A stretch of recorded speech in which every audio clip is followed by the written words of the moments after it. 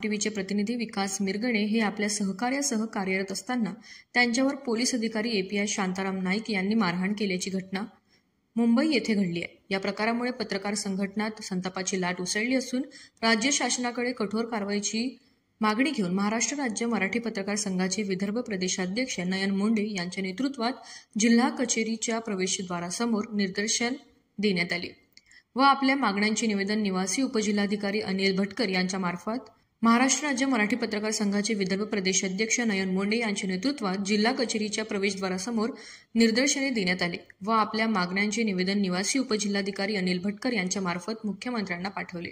पत्रकार हा समाजाचा डोळा आणि कान आहे। घटनेचे सत्य जनतेसमोर आणण्याचे काम तो करतो।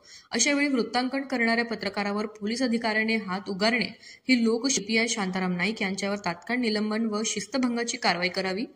पत्रकारांना वृत्तांकनाच्या वेळेस कायदेशीर संरक्षण व सुरक्षितता मिळावी। राज्य सरकारने पत्रकार सुरक्षा कायदा तातडीने प्रभावीपणे लागू करावा। पत्रकार संघटनांनी इशारा दिला आहे की जर या प्रकरणी तातडीने न्याय मिळाला नाही तर राज्यभरात तीव्र आंदोलन उभारले जाईल।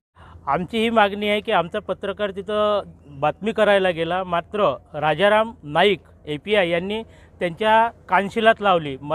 आज अमरावती शहरातील सर्वच महाराष्ट्र राज्य मराठी पत्रकार संघ आणि इतर सर्वच वृत्तपत्राचे आणि संघटनेचे पत्रकार इथे निवेदन देण्याकरिता आले आणि आम्ही या घटनेचा निषेध म्हणून जिल्हा कचेरीच्या प्रवेशद्वारावर जाहीर निदर्शने दिली आहे आणि आमची मागणी आहे, आम्ही जिल्हाधिकाऱ्यांच्या मार्फत मुख्यमंत्र्यांना निवेदन दिलं आहे की नाईक यांचं निलंबन झालंच पाहिजे।